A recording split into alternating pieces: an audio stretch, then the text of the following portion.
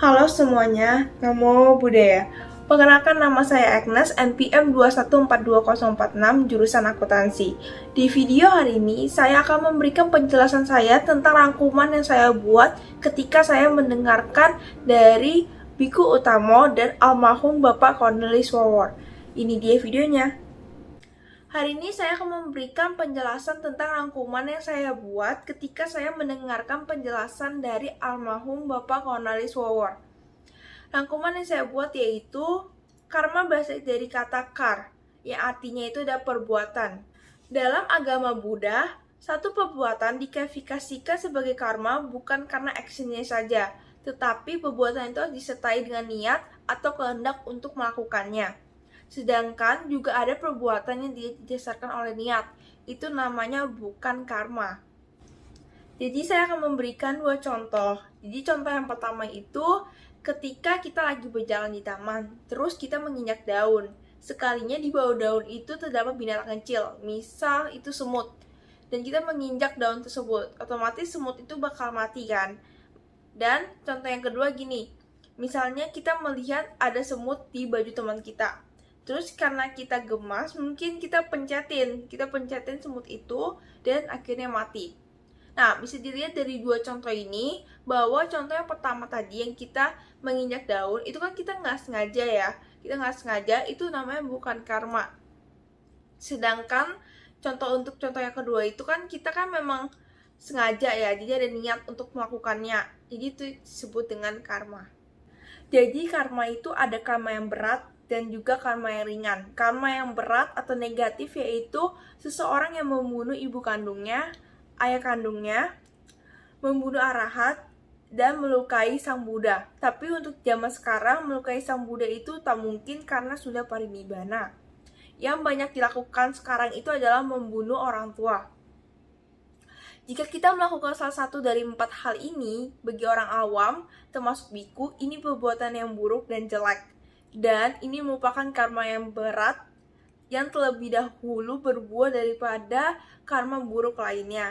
Jadi yang kedua itu adalah karma kebiasaan. Ini misalnya itu adalah kayak tukang memancing yang memancing terus-terusan.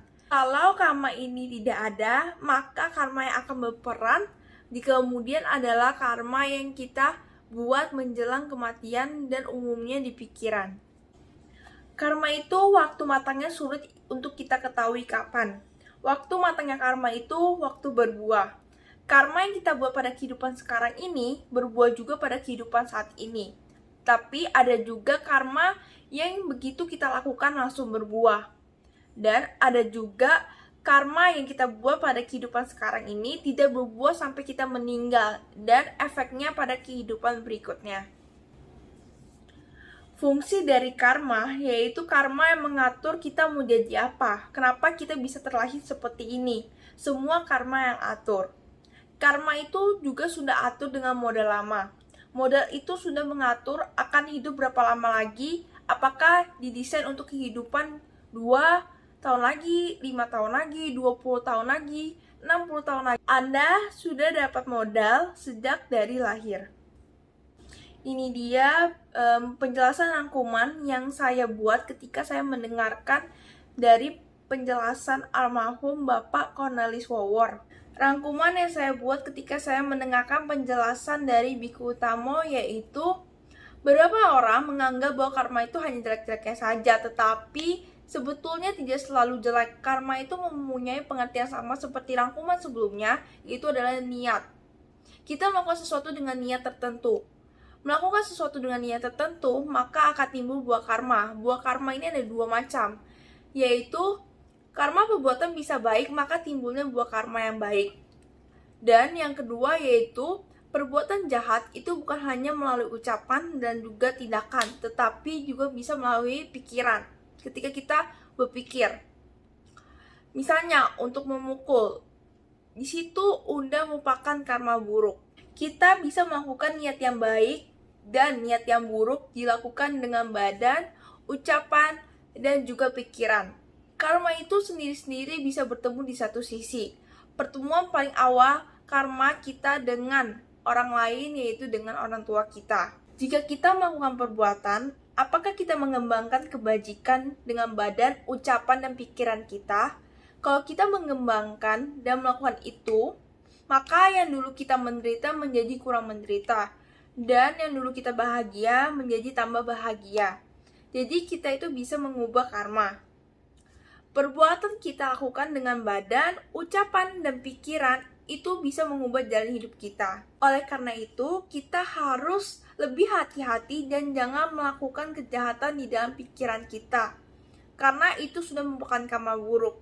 Maka dari itu, kita harus menimbulkan pikiran yang baik dan positif. Nanti ketika ucapan dan perbuatan dilakukan dengan baik, ketika pandai untuk berpikir yang baik dan positif, apa saja penderitaan yang kita alami, yang ada hanyalah kebahagiaan. Berdasarkan penjelasan dari Biku Utamo dan almarhum Bapak Cornelis Wawor, dapat kita simpulkan bahwa karma adalah melakukan perbuatan dengan niat atau kehendak tertentu untuk melakukannya. Dan karma dan kelahiran kembali ini memiliki kaitan yang erat, yang dimana ketika kita memiliki karma, maka akan berbuah di kehidupan berikutnya.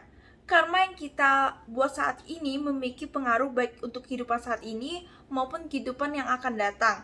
Oleh karena itu, kita sudah seharusnya mengurangi karma buruk kita. Dengan salah satu caranya untuk memperbanyak karma baik, yaitu dengan rajin-rajin melakukan function.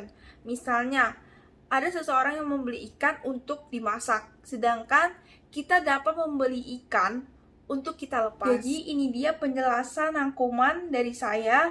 Maaf jika ada kesalahan kata dan terima kasih.